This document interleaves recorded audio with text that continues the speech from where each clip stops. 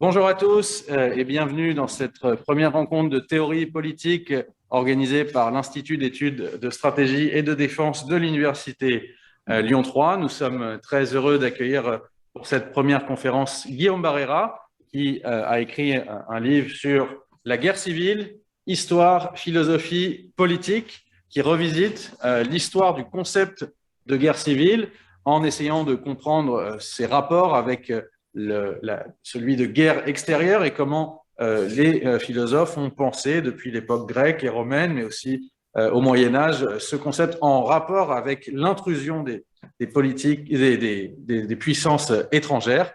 Et nous aurons le plaisir ensuite d'entendre Monsieur Jean-Pierre Derienic de l'Université de Laval au Québec, qui discutera en particulier le chapitre 13 de cet ouvrage qui s'appelle Vers une guerre civile mondiale. Et ensuite, nous entendrons Jean Bechler en direct d'Istanbul, qui nous fera part de ses réflexions sur cette thématique. Je laisse sans plus tarder la parole à Monsieur Barrera et je vous reprends ensuite pour les débats. Bonne conférence. Merci Anthony Davila, merci beaucoup pour votre invitation et votre confiance et merci également à vous tous d'être présents ou d'être présents face à la technique et un remerciement tout particulier à Jean Bechler et Jean-Pierre Derienic. Je suis évidemment, il faudrait dire honoré, mais pas seulement honoré, joyeux de pouvoir vous rencontrer, même si c'est à quelques milliers de kilomètres, et de parler avec vous de ce grand sujet parce que vous êtes pour moi des sommités discrètes, c'est-à-dire des gens qui ont fait des travaux reconnus par leur pairs et qui sont du tout premier plan, mais que je n'ai pas eu l'occasion de croiser personnellement, sinon par vos livres.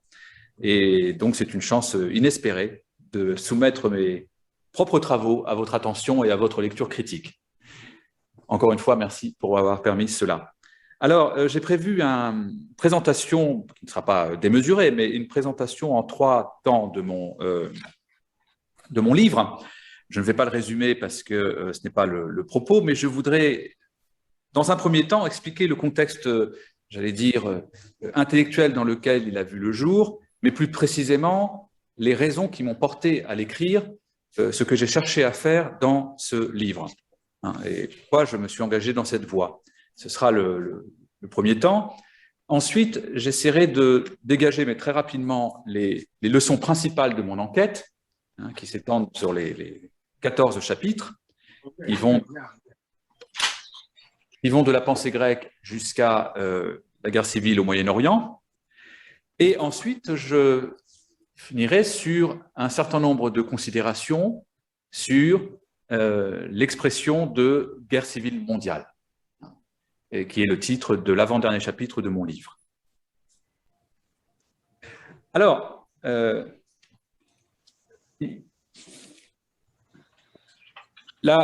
les considérations, je vais faire une histoire, j'allais dire, de la raison qui m'a conduit à écrire ce livre. Elles sont assez faciles à mettre en plan, mais ce n'est pas le plus intéressant à mes yeux. Je veux dire que j'ai fait ma thèse à la fin du XXe siècle, donc en 2000, sur Montesquieu, sur lequel j'ai passé un certain nombre d'années, et sur lequel j'ai publié mon premier livre. Et à la fin du XXe siècle, comme au début du XXIe siècle, la littérature politique et la science politique étaient, comme on le sait, très soucieuse de cerner le nouveau visage de la guerre, pourrait-on dire. Il est paru un très grand nombre de livres et de très grande qualité sur les guerres nouvelles, les guerres asymétriques, la guerre contre le terrorisme. Bref, on avait bien le sentiment qu'à la logique frontale, à la logique des blocs, à la logique de la guerre entendue comme hostilité ouverte entre deux politiques, comme dirait Jean Bechler, s'était substitué une forme de guerre plus ou moins insaisissable, d'un type nouveau et qui devenait tout simplement la norme. Mais à l'exception notable du livre de Jean-Pierre Derienic en 2001, qui a proposé une classification et surtout d'ailleurs de manière assez proche de Montesquieu, je trouve, une recherche de relations de convenance ou de disconvenance entre les idéals types de la guerre civile, eh bien, la guerre civile elle-même a pris encore 10 ans avant d'être un objet d'étude intense, et c'est surtout dans la décennie passée que, outre-Manche, outre-Atlantique et en France, un certain nombre de travaux majeurs ont été publiés sur la guerre civile. Ce sont des travaux généralement menés par des historiens ou des penseurs de sciences politiques, historiens américains, anglais, comme David Armitage ou Bill Kissan, avec quelques exceptions en France, avec Ninon Granger, qui a véritablement mené un travail authentiquement philosophique sur la notion de guerre civile. C'est dans ce contexte que je suis arrivé moi-même à l'idée qu'il fallait mener une recherche, non pas sur la situation contemporaine, non pas sur le concept de guerre civile actuellement parlant, mais plutôt, j'allais dire, une recherche de fond qui unirait les disciplines, histoire, philosophie et politique, pour reposer à nouveau frais le problème de la guerre civile, sous-entendu d'une manière qui n'avait peut-être pas encore été posée, en tout cas de manière philosophique. Alors, je vais expliquer et justifier cette impression. Quand j'ai commencé à m'intéresser à la guerre civile, ça ne s'est pas fait brutalement, je ne me suis pas dit demain je fais un livre sur la guerre civile, mais un certain nombre de mes recherches entre ce livre et plutôt l'apparition de mon livre sur Montesquieu, Les lois du monde, et celui-ci, avait déjà porté de manière plus ou moins consciente sur la question de la division intestine. Soit parce que je m'étais penché en 2013-2014 sur ce phénomène, je trouve tout à fait formidable au sens classique du terme, c'est-à-dire effrayant et de premier ordre, qui est le printemps ou les printemps arabes, sur lequel j'avais fait des recherches, soit parce que j'avais travaillé aussi sur des auteurs qui avaient placé la division intestine au cœur de leur pensée, bien sûr Machiavel en premier lieu, ou sur des philosophes qui avaient écrit des histoires de guerre civile, je pense à Hobbes et à Hume. Donc tout ça avait fini par, si j'ose dire, coaguler. L'image n'est pas belle, mais elle est frappante, et m'avait donné envie d'aller plus loin et de mener une étude au long cours, encore une fois, sur la guerre civile. Or, au moment où j'ai mis ce plan à exécution, ou du moins je suis passé à l'acte, mais ça m'a pris quand même pas loin de 5 ans, je me rendais compte qu'il y avait une très grande confusion sur la question de la guerre civile, mais qui n'était pas nouvelle, puisque c'était au fond l'objet des travaux des années 2000-2010 sur les guerres nouvelles, les guerres asymétriques, etc. Bon. Mais qu'au-delà de cette, j'allais dire, perplexité tout à fait compréhensible du reste des penseurs politiques au sujet des formes contemporaines de guerre, il y avait des constantes qui, elles, ne sont pas, j'allais dire, de sciences politiques, ni même d'histoire, mais proprement philosophiques, c'est-à-dire des intuitions plus ou moins compatibles, pour lesquelles la guerre civile, c'est, pour ainsi dire, la vérité ou le moment de vérité. Je pense à deux grandes lectures que l'on peut caractériser, j'en parle dans mon chapitre 13, selon lesquelles, au fond, la société est, plutôt l'ordre, pour dire social et civique, est une guerre civile qui s'ignore et qui de temps en temps cesse de s'ignorer, pour ainsi dire. On retrouve déjà cette thèse dans les cours du Collège de France de Michel Foucault, surtout dans Il faut défendre la société, où au fond, vous vous rappelez la formule, la politique et la continuation de la guerre par d'autres moyens. La guerre civile, c'était ce que le comte de Boulainvilliers avait bien décrit pour le cas de la France, une très longue guerre des races au sens évidemment français du terme, c'est-à-dire le millénaire qu'il avait pour ainsi dire fallu pour liquider le différend entre les conquises et les conquérants de l'histoire française. Bon. Eh bien, certains auteurs aujourd'hui encore semblent penser que la guerre civile a quelque chose de cet ordre, qu'elle est une vérité cachée parce qu'il faut la cacher, et c'est le cas particulièrement de quelqu'un que je lis et respecte, mais dont je ne partage décidément pas grand-chose, c'est-à-dire Ninon Granger, qui pense pouvoir dire que la guerre civile est le grand impensé de la pensée politique, le grand refoulé, pourrait-on même dire.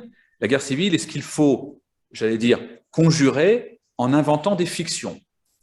L'État, la justice et toutes sortes de ces inventions qui font quand même de l'homme, ou de l'humanisation, dirait Jean Béchler, un animal singulier, sont des fictions destinées à répondre à cet impensé. Bon. Alors, la lecture de Ninon Granger est volontairement anachronique, parce que c'est une vérité, donc elle ne date pas d'hier, mais elle n'a pas bougé, donc il n'est pas nécessaire de faire des recherches de d'histoire des idées ou d'histoire tout court pour éprouver son postulat. Et donc, c'est extrêmement philosophique, dans tous les sens du terme, pour dégager cette impensée et aller jusqu'à dire qu'au fond, les Grecs avaient tout compris pour deux raisons, et là, pour le coup, j'en partage une. La première, c'est qu'ils avaient compris le caractère polymorphe de la guerre civile à telle enseigne et à tel point que leur terme, la stasis, n'est pour ainsi dire pas traduisible dans un seul mot français. C'est-à-dire qu'elle désigne tout le processus de fragmentation du corps civique qui va jusqu'au conflit, mais sans qu'il y ait conflit ouvert d'ailleurs. La stasis n'est pas forcément le bellum civile des Romains. Bon. Les factions, les oppositions, les partis sont déjà une stasis en cours. Alors là, je crois qu'elle a rendu un bon service à la stasiologie, à l'étude des guerres civiles, parce que je crois qu'on ne rendra jamais assez justice à la pensée grecque sur son appréhension de la guerre civile. Bon. Maintenant, son idée, c'est que, en fait, le polémos, la guerre extérieure, qui est souvent pensée à commencer pas par n'importe qui, mais par Platon au début des lois, comme l'autre sorte de guerre, doit être pensée de manière beaucoup plus étroite avec la stasis. Il faut rappeler qu'au début des lois, c'est très frappant d'ailleurs, le début des lois porte particulièrement sur la stasis. L'étranger dit au fond que le vrai législateur doit se préoccuper, et ça c'est vraiment le propre d'un homme politique, de conjurer la stasis. Beaucoup plus que de s'occuper du polémos. On sait que les Grecs adoraient le polémos, si j'ose dire. En tout cas, la guerre entre les cités, c'était un horizon naturel.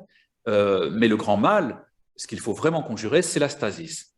Alors, d'une lecture littérale et simple, qui reste un peu la mienne, selon laquelle Platon distingue vraiment stasis et polémos, des lectures comme celle de Michel Foucault ou de Ninon Granger dérivent vers, au contraire, le soupçon qu'il faut penser les deux d'une manière beaucoup plus étroite qu'on ne l'a fait jusqu'à présent. Et au lieu de faire comme les Romains, qui pensaient la guerre civile comme une espèce de guerre, mais néfaste, la guerre, mais des citoyens entre eux, penser le polémos à partir de la division intime, c'est-à-dire penser le polémos à partir de la stasis. Bon. Ça, c'était la thèse que je trouvais très intéressante, mais que je ne pouvais pas partager, de Ninon Granger. Et la dernière chose, c'est que je trouvais passablement sidérant de croire et de dire que la philosophie politique avait, pour ainsi dire, raté la stasis. Mon livre avait pour objectif, c'est pourquoi la clé de voûte du sous-titre, c'est la philosophie, et je suis de formation philosophique, ou philosophe de formation, comme vous voudrez. Mon livre avait justement pour objectif de montrer que s'il y a quelque chose que la philosophie politique a toujours eu, j'allais dire, à cœur de comprendre, et toujours eu le courage de regarder en face, c'est bien la guerre civile. Tous les auteurs que j'ai étudiés, tous sans exception, ont vécu la guerre civile. Ils l'ont vécue, ils l'ont décrite, ils l'ont analysée, de Platon à Machiavel, de Cicéron à Tocqueville, de Marx à Carl Schmitt. Ils ont tous, plus ou moins directement, mais très souvent très directement, et bien sûr en particulier pour Hobbes, connu la guerre civile. Donc j'avoue ne pas pouvoir comprendre comment on peut soutenir que la philosophie a manqué la guerre civile, et j'ai essayé de, pour ainsi dire, la réhabiliter dans ce livre. Le deuxième point, évidemment encore plus épineux, qui est beaucoup moins anachronique, celui-ci, que je voulais arbitrer en quelque sorte en travaillant sur la guerre civile, c'était, on pourrait le dire comme cela, l'espèce de mariage de la carpe et du lapin, c'est-à-dire l'association improbable mais bien réelle entre des intuitions, j'allais dire, presque d'extrême droite et des intuitions d'extrême gauche, c'est-à-dire la convergence de la pensée de Carl Schmitt, qui est l'inventeur en quelque sorte du tour de la formule guerre civile mondiale, et des héritiers bien sûr du marxisme. C'est très frappant pour ces héritiers, ils sont quand même assez nombreux, qui essayent de faire une synthèse entre Marx et Carl Schmitt. Eh bien, la guerre civile est le moteur de l'histoire humaine. Marx aura même dit que c'était la seule guerre juste, d'une certaine manière, quand elle met fin à l'oppression. Bon. Et de toute façon, la dialectique est elle-même une pensée de la guerre civile. Tout progresse et tout avance par négation et contradiction interne. Bon. Or, les auteurs marqués par Marx, marqués par Carl Schmitt, ou désireux de les unir, j'y reviendrai plus tard, comme Giorgio Agamben, pensent qu'il n'a jamais été aussi urgent de penser la guerre civile.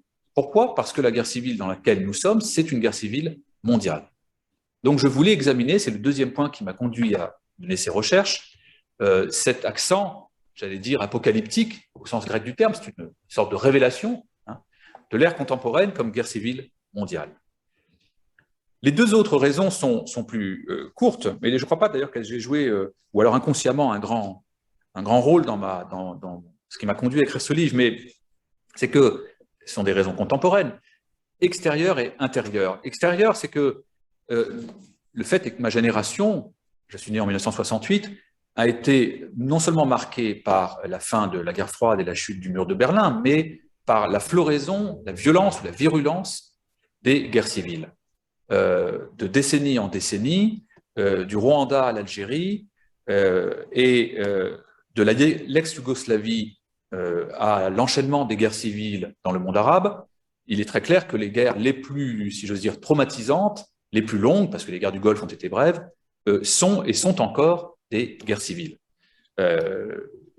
J'ai dans ma famille des gens qui ont servi dans les forces d'interposition ou dans l'armée française.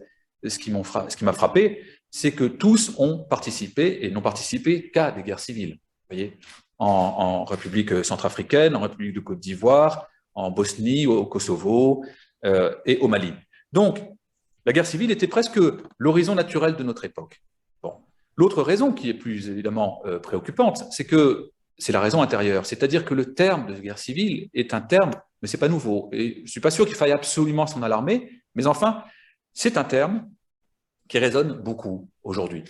Résonne beaucoup quand j'ai dit que les gens qui ne me connaissaient pas, que j'étais sur le point de publier un livre sur la guerre civile, l'hiver dernier, ils m'ont tous dit « Ah, bah, c'est de circonstance ». Bon, c'est de circonstance, et les amis américains m'ont dit la même chose pour eux. Autrement dit, tout se passe comme si la menace de guerre civile, un libéral sait bien qu'en fait elle est presque salutaire et naturelle, mais la menace de guerre civile était à prendre plus au sérieux que jamais. Bon. Et évidemment, il n'est pas fortuit, et d'ailleurs très frappant, que la première personne à avoir rendu compte de mon livre ait été Éric Zemmour dans Le Figaro. Donc, l'idée de guerre civile travaille beaucoup les États qui paraissent les plus stables, et notamment les États occidentaux. Alors, fantasme ou pas, on en reparlera plus tard. Mais c'est sans doute la dernière raison. Mais j'ai dit les circonstances, les raisons, qui ne sont pas des raisons en vérité, mais plutôt le contexte, voilà, le contexte politique et intellectuel qui m'a accompagné dans la rédaction de ce livre. Mais j'aimerais à présent, pour finir cette présentation du livre lui-même, expliquer pourquoi, en tant que philosophe, et pas seulement en tant que citoyen ou en tant que témoin de notre époque, je me suis intéressé, et depuis en vérité fort longtemps, à la question du conflit intérieur. J'ai presque envie de dire que, je ne pense pas que M. Bechler et Deryanik seront contre mon avis, j'ai presque envie de dire qu'il n'est pas nécessaire de justifier son intérêt pour la guerre civile, puisque au fond, Platon a tout dit au début des lois, c'est-à-dire à la fin de sa vie. La guerre civile est le problème politique par excellence. C'est pour ainsi dire le nom politique du mal. Alors, il y en a bien d'autres, bien sûr, la tyrannie, mais la guerre civile est quand même l'un des pires maux qu'une politique puisse connaître. Et ce qui se joue derrière, c'est aussi l'un des très grands problèmes de la philosophie politique, c'est-à-dire son sens même. C'est-à-dire, j'ai été assez marqué à une période de mon formation de philosophie politique par la façon dont Erich Voegelin et Léo Strauss avaient posé la question ou la querelle des anciens et des modernes. Et je trouvais que la guerre civile, j'avais déjà beaucoup parlé de cette querelle dans mon premier livre, la guerre civile avait la vertu de montrer au moins la pertinence de la querelle elle-même. C'est-à-dire que c'est un fait que depuis Machiavel, mais surtout, pour ainsi dire, explicitement depuis Hobbes, nous pensons la politique à l'ombre et à partir de la guerre civile. Tandis que, me semble-t-il, Platon et Aristote pensaient la guerre civile à partir et à l'ombre de la politique, ou du politique. Autrement dit, pour eux, il est très clair que les hommes s'unissent pour le bien, tandis que pour Hobbes, ils s'unissent pour fuir le mal. Donc, cette question de la guerre civile était pour moi l'occasion de reposer ce problème de la philosophie politique en essayant de l'arbitrer en quelque sorte. Mais, et c'est la thèse, j'en viens maintenant à la thèse du livre, ce qui me frappe, et je serai, je crois, à jamais redevable à Montesquieu d'avoir compris cela, et c'est pour ça que je ne peux pas être tout à fait straussien, ce qui me frappe, c'est que, et c'est ce que Montesquieu écrit lui-même, d'un bout à l'autre de l'esprit des lois, en un certain sens. Nous ne pouvons pas faire l'économie de la pensée classique, donc de la pensée des anciens, Mais les anciens ne nous permettent pas de tout comprendre. Ils ne nous permettent pas de comprendre certains développements de l'histoire humaine que l'on ne peut pas décemment ignorer. Je m'explique, et sans doute ma génération y est quelque chose, parce que c'est elle qui a, non pas inventé la chose, elle a un demi-millénaire d'ancienneté, mais en tout cas pris de plein fouet le concept de mondialisation. Mais ce qui est tout de même frappant, c'est que Montesquieu, que j'ai étudié longtemps, est, à mes yeux du moins, le penseur politique moderne qui fait surgir la question du monde au cœur de la pensée politique. Or, quand on le lit de près, c'est ce que j'avais appelé dans un autre temps le triangle de Montesquieu, eh bien, on trouve une théorie politique complète qui permet de comprendre pourquoi il faut une nouvelle science politique. Et sans ironie. On trouve ça aussi dans les essais de Hume, d'ailleurs. Mais Montesquieu, à mon avis, est vraiment penseur systématique d'une nouvelle science politique que je ne vais pas exposer, je ne suis pas venu là aujourd'hui pour cela, mais un triangle à trois côtés, donc, qui sont les trois grandes choses qui, selon lui, doivent être pensées si l'on veut comprendre quelque chose à le théâtre naturel de la politique qui est le monde. Ces trois grandes choses, on le sait bien, sont expliquées plutôt toujours avec la finesse de Montesquieu, évoquées presque au passage d'un chapitre sur le commerce d'Angleterre. Ces trois grandes choses, ce sont la liberté, le commerce et la religion. Eh bien, ma conviction, et c'est pourquoi j'ai écrit ce livre dans cette perspective historique, en quelque sorte, ma conviction, c'est que il fallait, pour comprendre la guerre civile, de notre point de vue à nous, prendre acte de la découverte de Montesquieu, selon laquelle le politique lui-même est, pour ainsi dire, surplombé par quelque chose qui a une portée universelle et qui s'impose à lui. Alors, de l'intérieur, avec le libéralisme, la liberté est un phénomène, un concept politique, naturellement, mais de l'extérieur, par les flux du commerce et la façon dont les relations internationales qui en découlent modifient les entités politiques, et, bien sûr, par l'avènement de religions mondiales dont les anciens ne pouvaient certainement pas imaginer la portée et la puissance, ni la profondeur. Du coup, ce qui m'est apparu, c'est que quand on lit les penseurs grecs, on a, à mon avis, l'ABC de la guerre civile quasiment complet.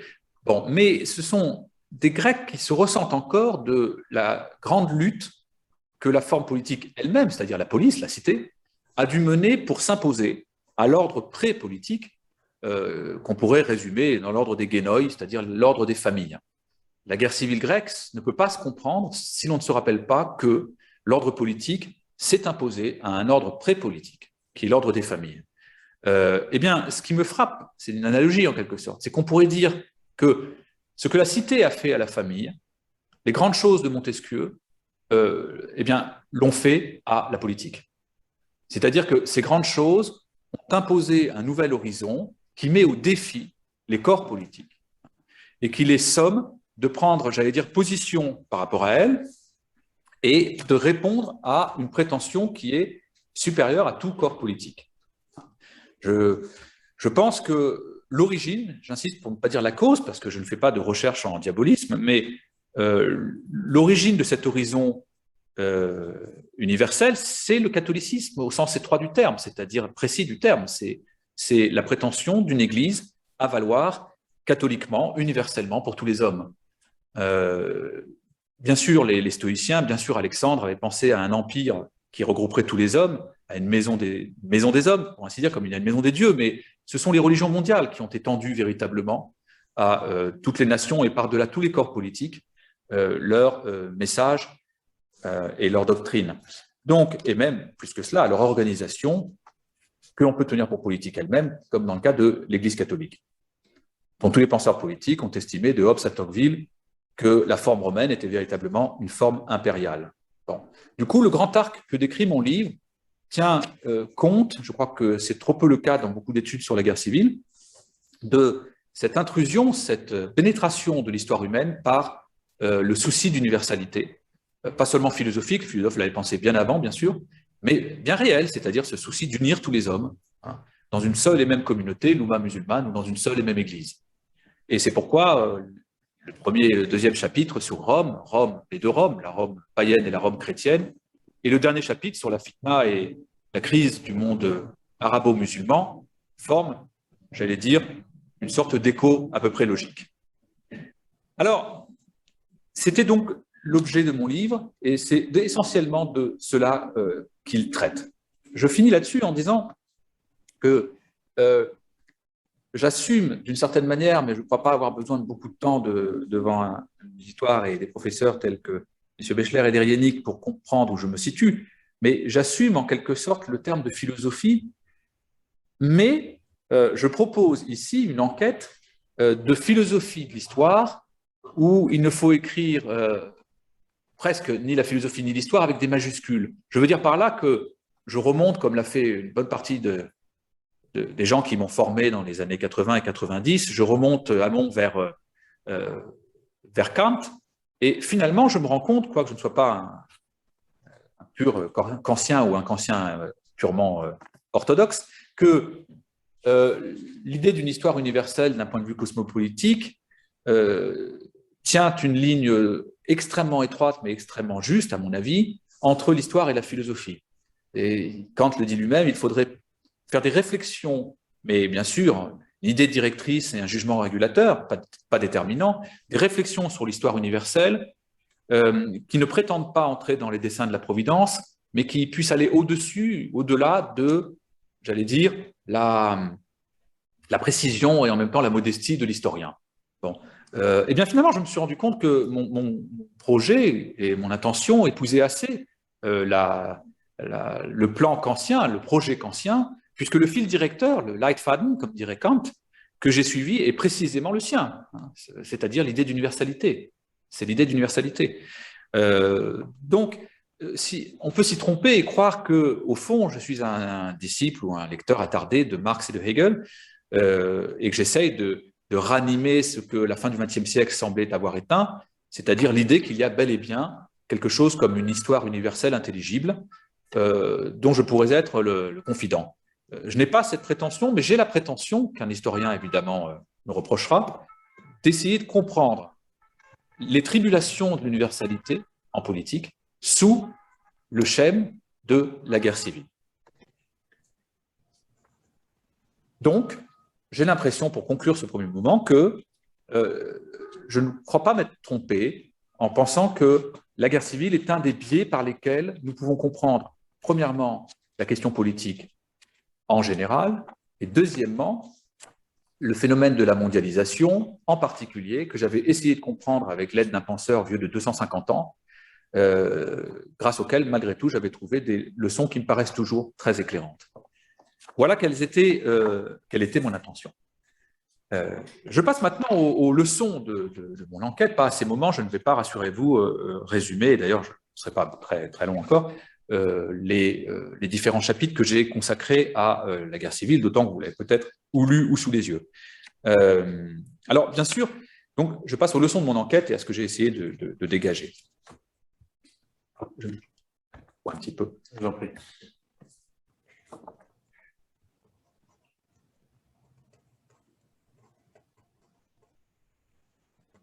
Alors, le premier obstacle qu'il fallait franchir pour étudier la guerre civile, et ça va de soi, tout le monde le connaît, et là-dessus, je suis assez proche des positions que vous exprimez, messieurs Bechler et Derrienic, dans vos études, que ce soit les guerres civiles de Sciences Po, ou bien la guerre civile chez Hermann, votre volume de séminaire d'actes de colloque, pardon, que vous avez préfacé.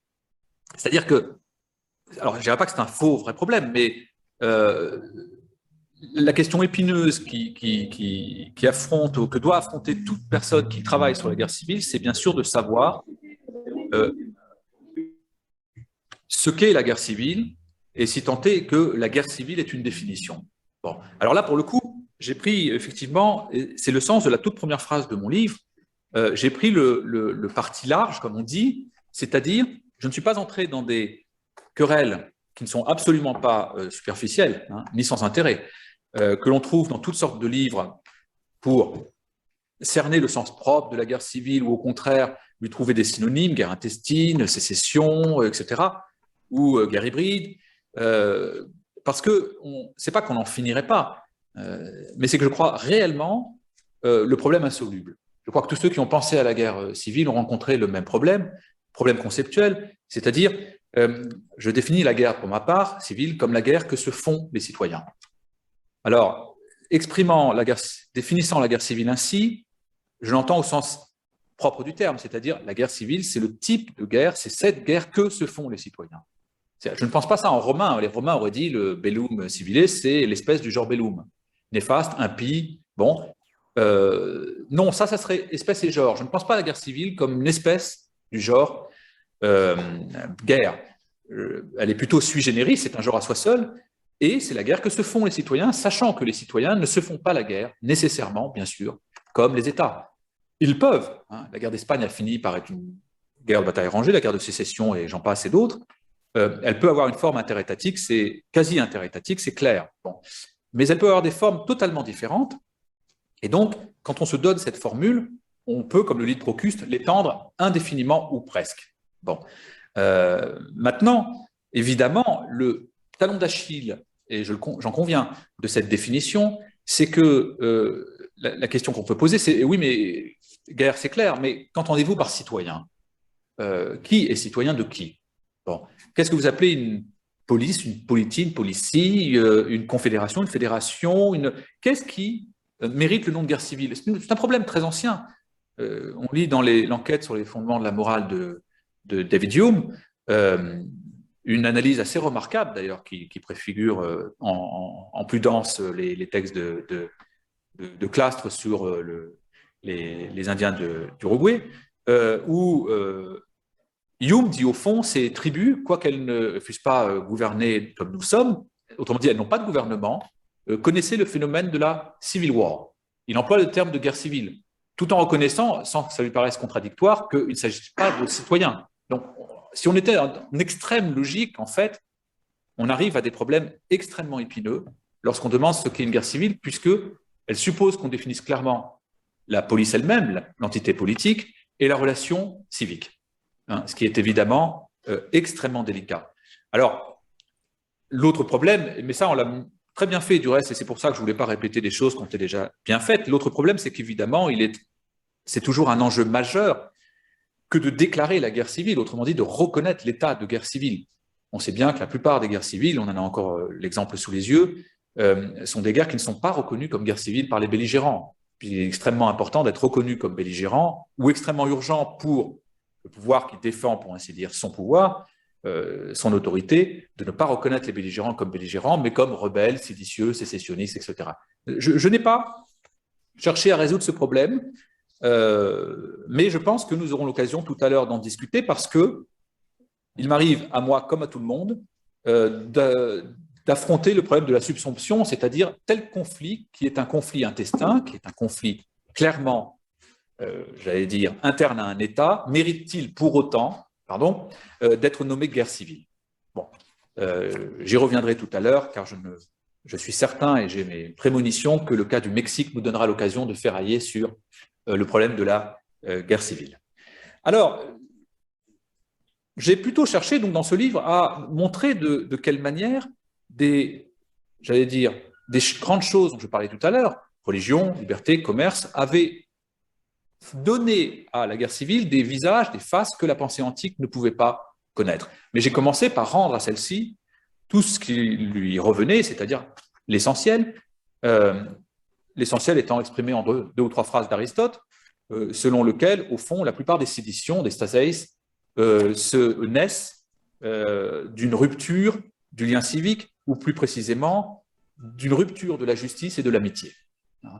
Et ce qui est intéressant, c'est qu'au fond, cette intuition est non seulement profonde, mais elle est pérenne. C'est-à-dire que la filia a rapport avec la justice, parce que la justice produit la paix parce qu'elle produit l'amitié, elle produit la concorde, elle produit l'homonoia, comme diraient les Grecs. Et inversement, il est clair qu'il est plus facile aussi d'avoir une certaine forme de justice lorsqu'il y a déjà une filia. Jean-Pierre Dayanic a montré dans ses 3 idéotypes ou idéal-types de la guerre civile de quelle manière les guerres civiles identitaires, j'allais dire, engager des questions de justice, c'est-à-dire se lier aussi, bien sûr, à des questions socio-économiques. Bon, puisque la justice a, comme le dit aussi Aristote, est impensable sans la notion d'égalité. Donc, comprendre la guerre civile, la sédition, la discorde, à la lumière de la rupture d'égalité ou à la lumière de l'inégalité extrême et à la rupture de filia, c'est-à-dire de concorde et d'amitié qui peut lier les concitoyens, je pense que c'était une base continue qui mérite encore aujourd'hui d'être reconnue comme fondamentale. Mais, encore une fois, et je l'assume, ce qui m'intéressait, c'était de voir les autres formes d'analyse et de solutions que la philosophie politique, mais aussi l'expérience politique, avait découvertes pour résoudre le problème toujours récurrent de la division intime. Je peux les citer rapidement. Ce qui m'a paru assez impressionnant, c'est de voir une certaine forme de constance, c'est-à-dire il y a des solutions qui ont été déjà aperçues par le monde grec et qui ont été répétées mais réadaptées par la philosophie, soit médiévale, soit renaissante, soit moderne. Je m'explique, outre l'onomie, le bon ordre de Solon, outre l'isonomie, l'ordre égal de Clisthène, la guerre civile a souvent, j'allais dire, jeté les peuples qui en ont pâti dans la conviction qu'il fallait placer au cœur de la question politique la question de l'obéissance et par conséquent d'un pouvoir indiscutable, souverain, central, comme on le voit avec la logique de la Pax Romana ou de l'Empire qui met fin aux guerres civiles républicaines, bon, ou bien sûr avec l'absolutisme en France. Bon. Mais ce que les Grecs nous ont légué, ce qui a été souvent d'ailleurs, là il y a une continuité, il n'y a pas tant de rupture que le dirait Léo-Strauss à mon avis, c'est l'idée que les guerres civiles, ou plutôt la tendance à la guerre civile n'est peut-être pas définitivement conjurable, elle n'est peut-être pas évitable en quelque sorte, et qu'il faut en prendre acte. C'est ce qui fait à mon avis une certaine continuité entre les analyses que l'on trouve dans la politique d'Aristote jusque finalement à la solution libérale. Autrement dit, en passant par Machiavel. Autrement dit, les anciens nous ont appris, et je crois que la leçon est toujours bonne, que la guerre civile est évitée par des institutions particulières, et notamment par ce qu'on pouvait appeler le régime mixte. De la même manière, Machiavel, beaucoup moins machiavélique qu'on le dit, tout au long de son chef-d'œuvre sur les histoires florentines, qui est au fond l'un des grands livres sur la guerre civile à travers l'histoire de sa cité, sa république, et nous explique en particulier qu'il ne faut jamais chercher à vider absolument les humeurs qui traversent tout le peuple, il faut surtout faire en sorte justement qu'elles puissent s'exprimer, sans quoi c'est par des voies extraordinaires qu'elles se vident. Autrement dit, la guerre civile, dont Machiavel n'est certainement pas l'ami. De même, bien sûr, l'idée libérale, selon laquelle, et Montesquieu, j'allais dire, en sait quelque chose, puisque son analyse de la Constitution d'Angleterre s'en souvient, il faut absolument que le pouvoir arrête le pouvoir et que les forces qui traversent la société soient toutes représentées dans des organes ou des fonctions diverses. On pourrait dire que la solution libérale est, en ce sens, une vue sobre, sans illusion, selon laquelle le mieux, eh bien, justement de se dire que la guerre civile est indépassable en quelque sorte, c'est-à-dire qu'il ne faut pas imposer la paix, il ne faut pas imposer une concorde illusoire, il faut accepter la diversité, la contrariété, la violence, verbale ou idéologique en quelque sorte, en la réglant ou la régulant par des lois, par des institutions, mais sans rêver encore une fois à une homoneia, un conflit, une concorde qui n'existeront jamais. En ce sens, je crois que la solution libérale est vraiment une transformation heureuse, pacifique de la guerre civile. Mais je crois que là-dessus, je n'ai pas besoin de m'étendre, puisque Jean-Pierre Derianic l'avait dit bien avant moi. Alors, le problème quand même, et c'est là-dessus que je vais conduire à ma troisième et dernier temps de mon exposé, c'est que tout cela, au fond, fait une sorte de théorie de la guerre civile et des remèdes à la guerre civile. La Pax Romana, les régimes mixtes, la mobilité, à quoi il faudra ajouter bien sûr les leçons de la sociologie, c'est-à-dire, mais on les trouve déjà chez Aristote, l'idée qu'un corps politique est, j'allais dire, prémuni ou, oui, protégé de la guerre civile si et seulement si la classe moyenne représente la plus grande partie du corps civique, ou encore qu'il n'y a pas de guerre civile ou pas trop de risque de guerre civile lorsque la mobilité sociale n'est pas entravée. Toutes ces idées donc sont en fait finalement relativement anciennes. Ce que j'ai cherché à travailler de manière plus aiguë et plus douloureuse en quelque sorte, c'est, encore une fois, la difficulté, alors on l'interprétera comme on voudra, hein, je suis peut-être trop négatif ou dépressif, mais la difficulté que des grandes choses à valeur universelle ont représenté pour la politique. Et c'est là que j'en viens pour finir.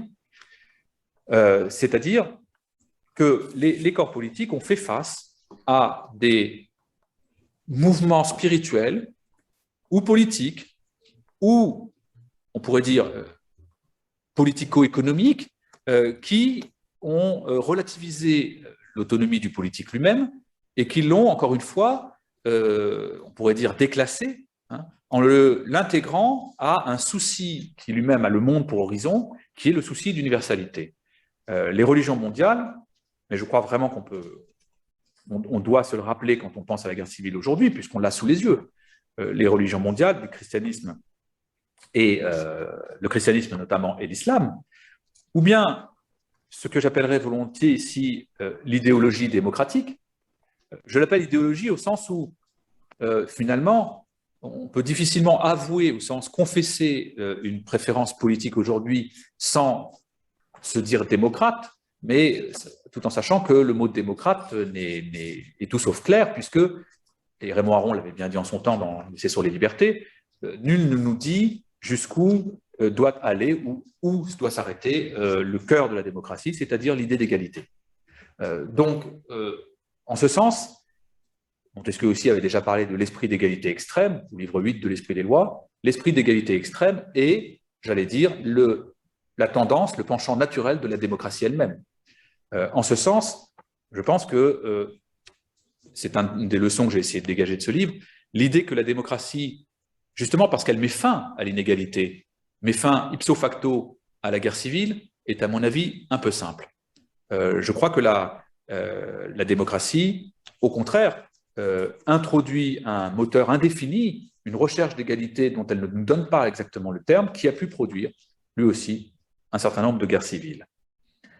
Sans parler, bien sûr, de philosophie de l'histoire qui ont donné à l'histoire elle-même un but qui devait s'imposer par la violence, puisqu'on pouvait s'attendre à ce qu'il s'oppose à de graves résistances. Je vais bien sûr parler du socialisme marxiste et des projets portés par les diverses internationales.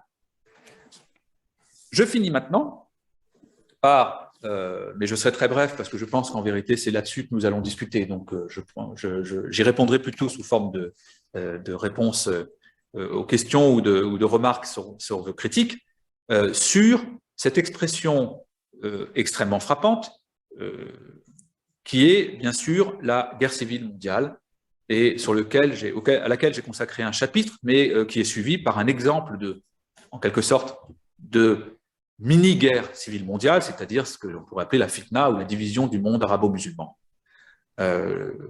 Quelques mots donc sur la guerre civile mondiale pour finir.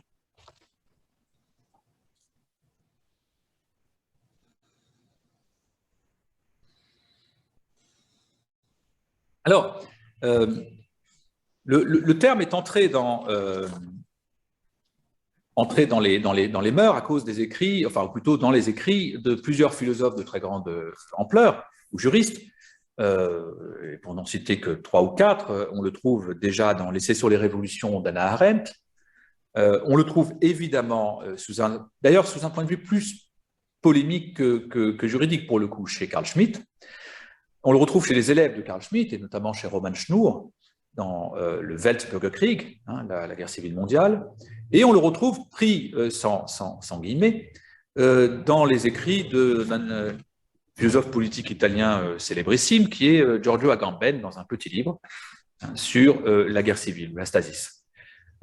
Autrement dit, tout se passe comme si ce concept était clair et incontournable pour comprendre la guerre civile comme pour comprendre notre temps. Bon.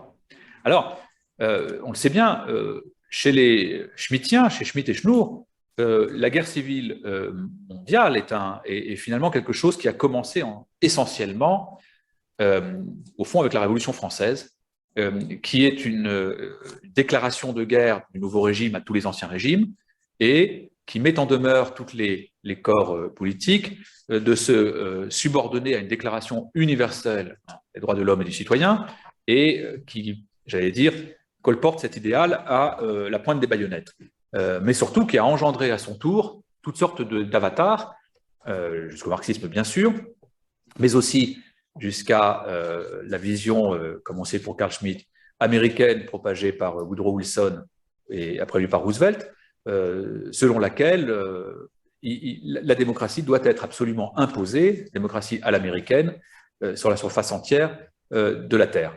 Alors, pour ces auteurs, il y a dans la Révolution française, et Tocqueville était d'ailleurs d'accord avec eux là-dessus, hein, il y a quelque chose de religieux.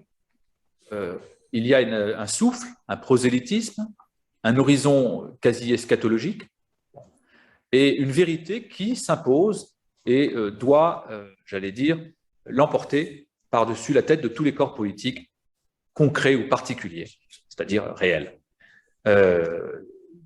C'est une idée qui, à mon avis, est en tant que telle, après c'est les limites qu'on lui donne, hein, incontournable. Elle est très importante, j'en conviens, mais je ne sais pas si jusqu'à quel point ou dans quelle mesure il faut comprendre notre temps avec cette expression. Je m'explique.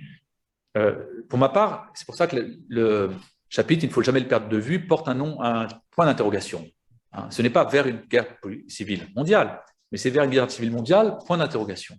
Et dans ce chapitre, je m'efforce de mettre des guillemets à la guerre civile mondiale et je tiens à ces guillemets jusqu'au bout.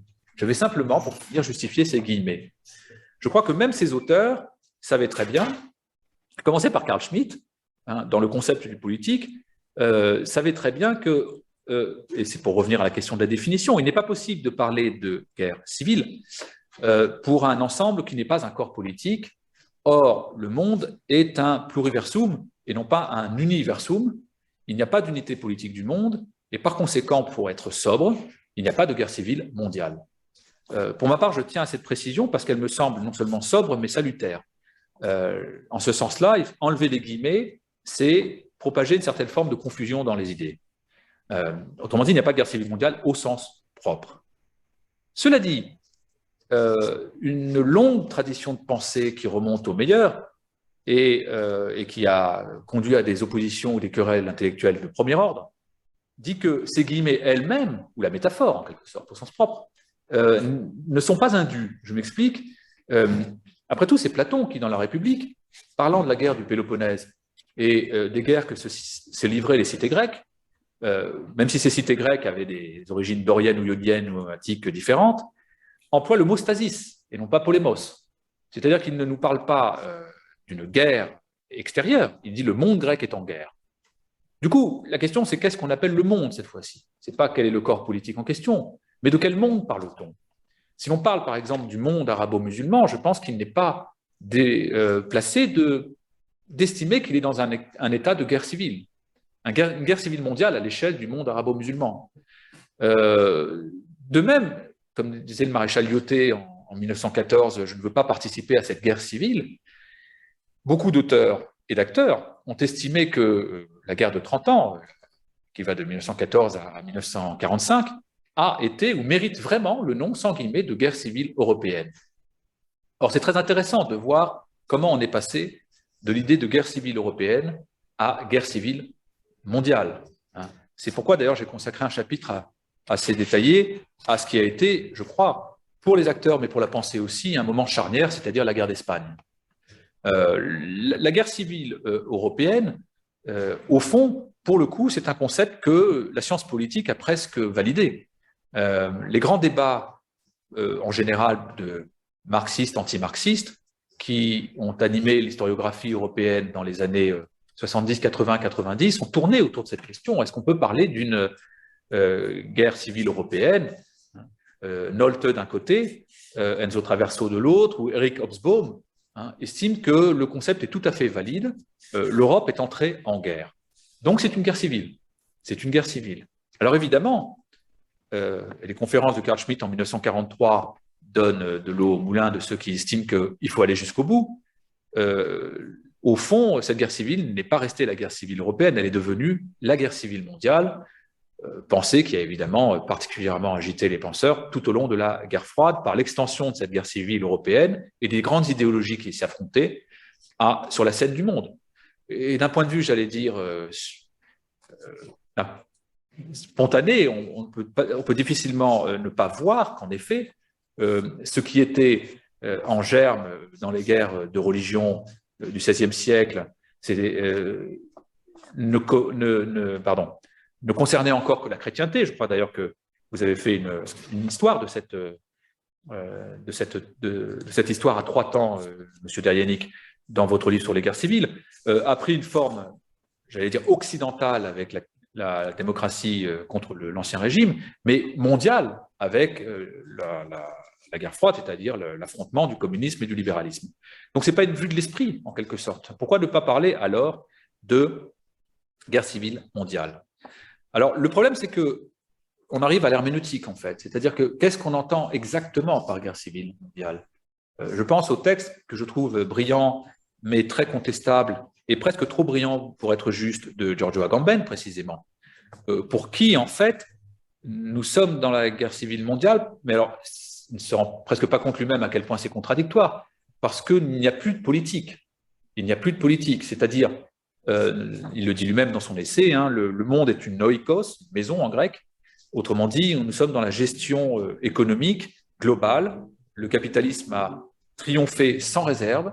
Et du coup, la seule façon, c'est presque cynique à le lire comme ça, la seule façon de reprendre conscience de notre condition politique, c'est le terrorisme qui se charge de nous la rappeler, puisqu'il menace la vie même et nous rappelle la possibilité de la stasis, comme il dit. Alors j'avoue ne pas être très impressionné par la virtuosité d'Agamben, mais justement, ce qui me semble bien montrer, c'est que le terme de guerre civile mondiale est à la fois incontournable, mais particulièrement opaque. Alors, je ne ferai pas le résumé de ce chapitre 13, je ne ferai pas d'autant moins l'insulte à mes lecteurs qu'ils vont m'en donner leurs sentiments dans quelques instants, mais ce que j'ai essayé de montrer, c'est qu'en effet, cet affrontement des idéologies et des systèmes a pris en effet une forme mondiale au XXe siècle, et nous en sommes encore, j'allais dire, les enfants, enfin les héritiers, c'est indéniable. L'autre façon d'interpréter le syntagme, c'est de penser que la guerre civile est devenue un problème mondial et la forme la plus mondialisée de la guerre aujourd'hui, et c'est ça qu'il faut effectivement comprendre.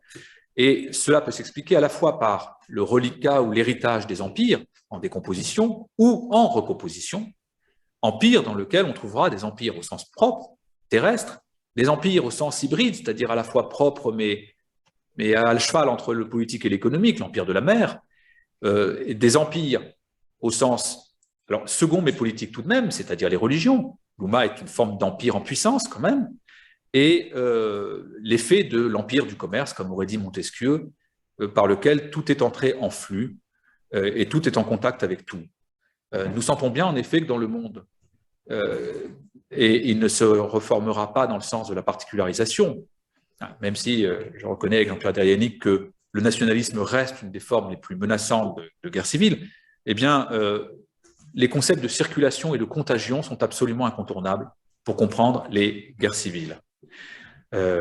Si j'avais le temps, mais je ne l'ai pas, car j'ai déjà assez parlé, je m'étendrai justement, mais c'est le dernier chapitre de mon livre, sur le cas du monde arabo-musulman, et pour montrer justement qu'il s'agit bien d'une mini-guerre civile mondiale à l'échelle d'un monde, qui est le monde musulman, mais que cette guerre civile mondiale, j'allais dire, affecte le reste du monde. Je vous remercie pour votre attention.